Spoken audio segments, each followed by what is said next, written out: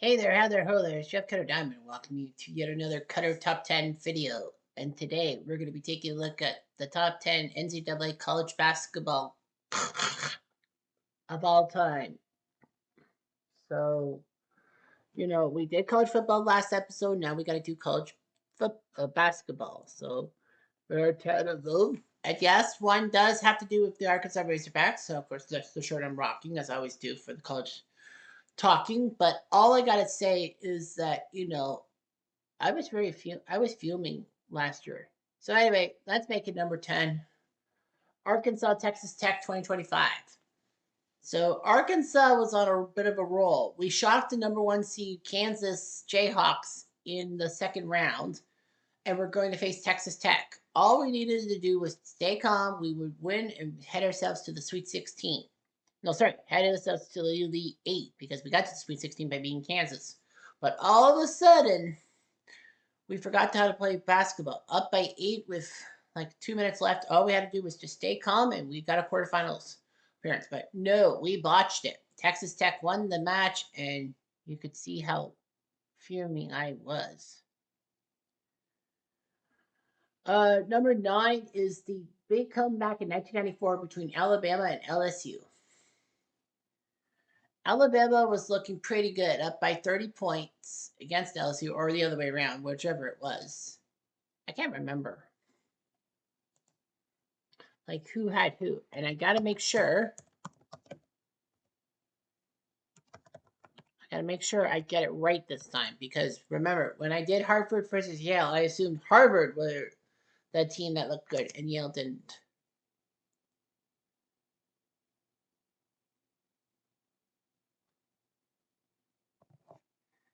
Yeah, that was one of the hardest pressed games of all time. Or was it Alabama, Florida? Ah, shoot. That was the one game that was the comeback. I think it was against Florida. Oh, I think it was Alabama, Florida that was the comeback. That's Alabama down by 30 or more points. I think.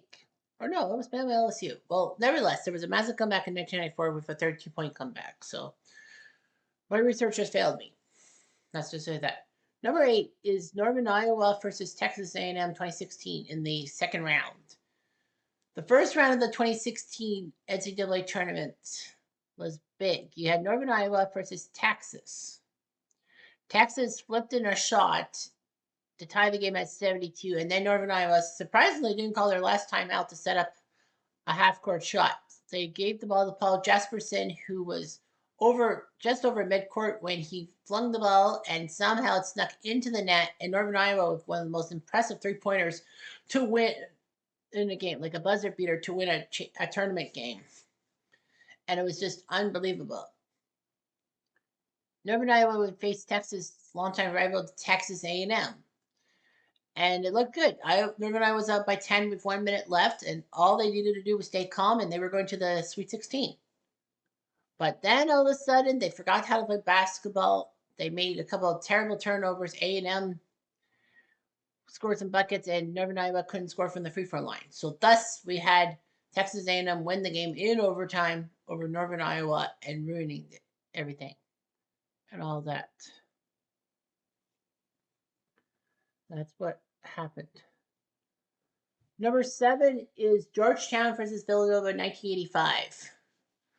Georgetown was dominant as a 1 seed. They were pretty much the number 1 team from pillar to the post with spaghetti and toast. I know I made that up, but anyway, they would take on Villanova, their Big East Conference rivals. Georgetown and Villanova had a few close encounters with each other in the Big East.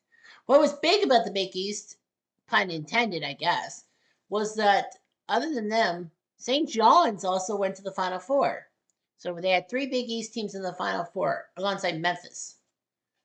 So I can't remember who beat who. Well, Villanova, I believe, beat St. John's, right? Yeah, Villanova beat St. John's and Georgetown beat Memphis, I think, right? Or was that the other way around? No, I think Villanova beat Memphis and Georgetown beat St. John's. Nevertheless, Georgetown and Villanova had to meet for the 3rd time that year, and the first time at the championship game. When basketball arenas hosted and not stadiums. Like you usually see, like for example, like Minnesota's Metrodome hosted the '92 NCAA title game, but in 1985 the tournament was held in Lexington at the University of Kentucky's um, arena. George Trevor Heavy favored Patrick Ewing went back for his senior season, mostly due to the fact that he promised his mom he would get his college education, which it worked out. The 1984 NBA draft could have been a lot different. Maybe Portland takes Patrick Ewing instead of Michael Jordan, or Houston takes Patrick Ewing instead of Hakeem Olajuwon, which would be stupid because Olajuwon's a good player and he played for the University of Houston. Nevertheless, Patrick Ewing looked pretty good. Villanova knew they had to play a near perfect game, and they knew they did. They put up 79 points from the field in the second half, 7 for 9.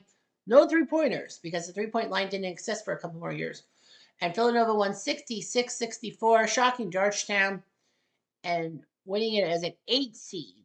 It was the first year of the 64 team tournament, so 16 per region. So yeah, Villanova as an 8 seed shocked a lot of people and all that. And Villanova did their job, shooting near the lights out on Georgetown, needing to. Villanova still to this day is the lowest seeded team to win the NCAA tournament in the 64 plus team era, and they still have it as the 8 seed. That's still very impressive. Number 6 is Michigan versus North Carolina '93 NCAA title.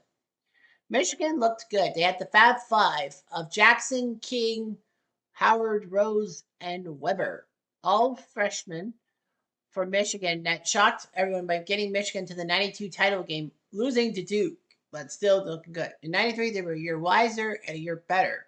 They got to the Final Four. They beat, I can't remember who they beat, but they faced North Carolina in the championship game in the Superdome in Nylands. Michigan was close with North Carolina. North Carolina missed a big Pat Sullivan free throw, and then all of a sudden Chris Webber walked up the court. But then he traveled. He basically took a couple steps before bouncing the ball again. North Carolina was up in arms saying, that's a traveling call. Chris Webber was guarded by 2 people, and he decided to use a timeout to try to set up a play. One tiny problem. They didn't have that timeout. And North Carolina also said that it was because he traveled. But anyway, yeah, Weber couldn't believe it. He called a timeout in which they didn't have a timeout and all that. But it was common knowledge. Weber was trying to set something up. Unfortunately, North Carolina had the ball with 2 free throws. Donald Williams made them and then made 2 more free throws, and North Carolina beat Michigan to win the title. It's kind of strange how the Superdome in 82, 87, 93 hosted the championship game, and they were all crazy ones. Michael Jordan's shot to take down Georgetown, and then, of course, Sleepy Floyd making Fred Brown making the mistake. 87, Keith Smart's shot, and then 93, Weber's timeout. So anyway, North Carolina won the championship. Michigan couldn't believe it. What's even more impressive, well, Chris Webber decided to declare for the NBA draft. He did get drafted first overall by Orlando, who somehow won the lottery, the ping pong ball lottery, 1 in 66 chance. But they didn't keep Webber. They traded him to Golden State for Penny Hardaway, who was Golden State's 3rd overall pick. And it worked out. Penny Hardaway worked out for Orlando. C-Web would work better for Sacramento. Michigan, of course, was faltered. The other Fab Five kind of got into the NBA and all that. However, it's kind of all for naught because Michigan, with the improper benefits by that booster Ed Martin towards Weber's family, means that they technically didn't get to the final.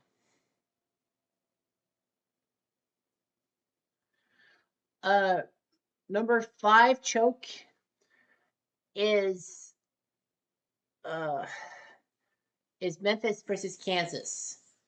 In the 2008 championship game, Memphis had Derrick Rose. Kansas had Mario Chambers.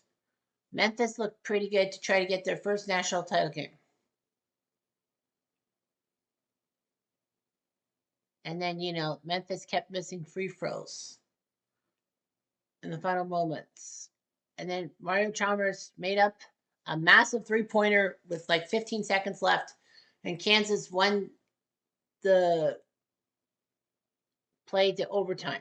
They went to overtime. Kansas beat Memphis. They were national champs in San Antonio, and Memphis couldn't believe it. Memphis botched it, and they were going to regret it. Derrick Rose worked out well for the Bulls when he was healthy. Kansas and Mario Chalmers went to Miami. He was okay when he was healthy. The only problem for Memphis was that, like Michigan, their second place finish is actually nullified by improper benefits around Derrick Rose. So Memphis didn't technically take place in the championship game. It was like one of the most shocking moments around.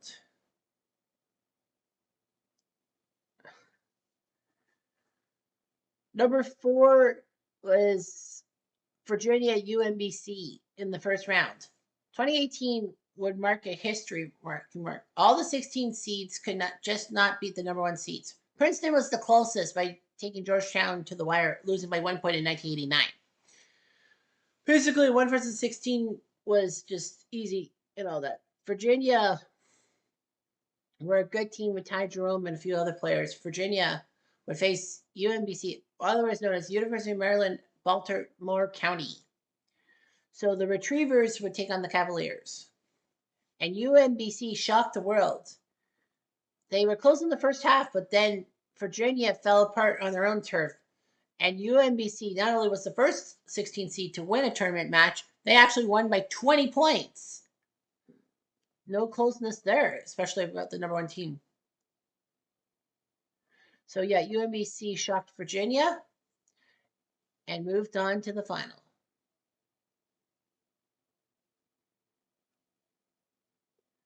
So yeah, I think there were one more.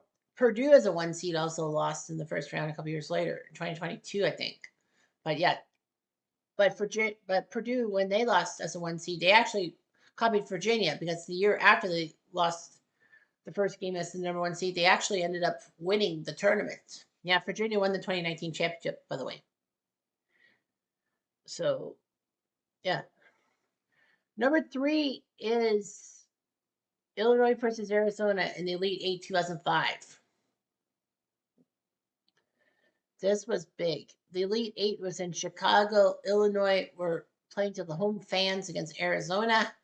Arizona was up by 15 with 4 minutes left, and Illinois, with a lot of fans, including a grandmother who would wear Dee Brown's signature headband on it. Illinois had a few other key players too. I can't remember off the top of my head. Darren Williams. That's right, Darren Williams for Illinois.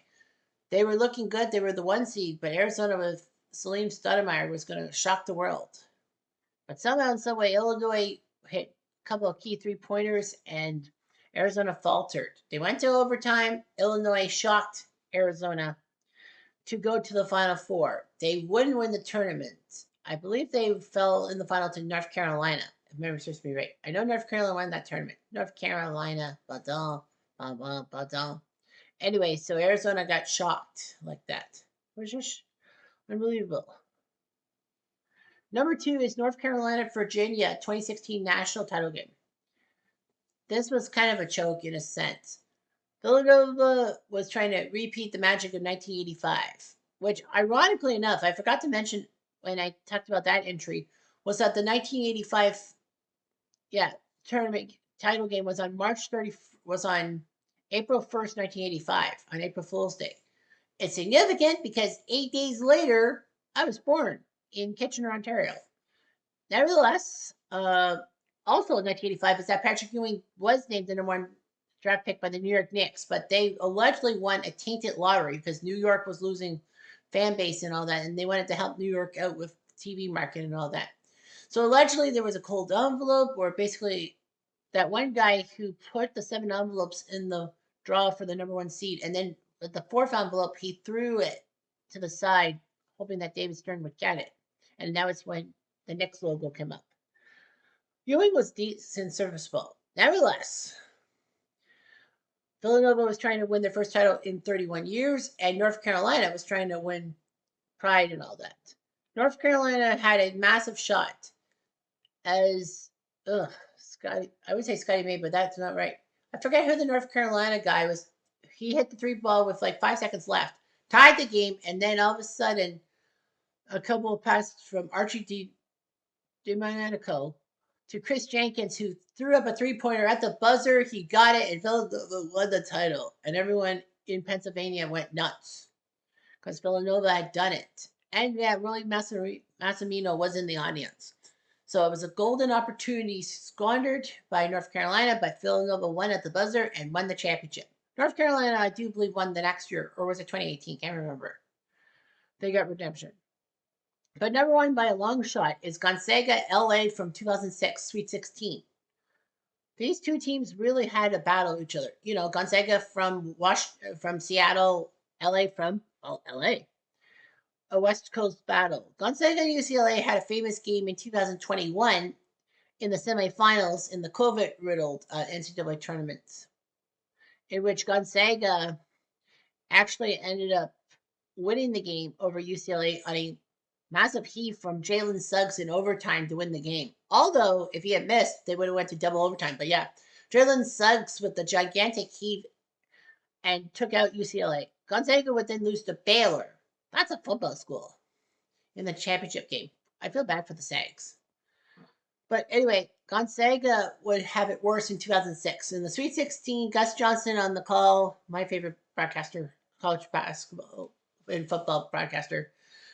Gonzaga was up by 17 points and looked good. They were still winning by 9 with 3 minutes left. All they had to do was keep clean. They were going to the Elite Eight or the conference or the regional finals. But then all of a sudden there was a series of errors, and then Gonzaga was going to hold on to the ball, force LA to foul so that they could get the guy free throw. But then the ball got slipped. Morrison Vladdy got the pass, but then it slipped from number two's hands, and then LA flipped it up. Mote, I think he flipped it in, and then Gonzaga gave up the ball in the last few seconds on a turnover, and everyone remembers the image of Adam Morrison at center court crying his eyes out, and all that with that mop top hair like Max from George Lopez and that fuzzy mustache.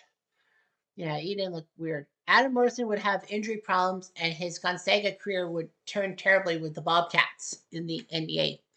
UCLA would go on to lose the final or what? I can't remember. But yeah, LA had a shocking win over Gonzaga, and it was just amazing to see how far Gonzaga can fall. I mean, they've been mid majors for years and years and years, have been to a few title games, but never have sniffed the title. It's pretty bad, don't you think? Anyway, I'm Jeff Diamond at Duke.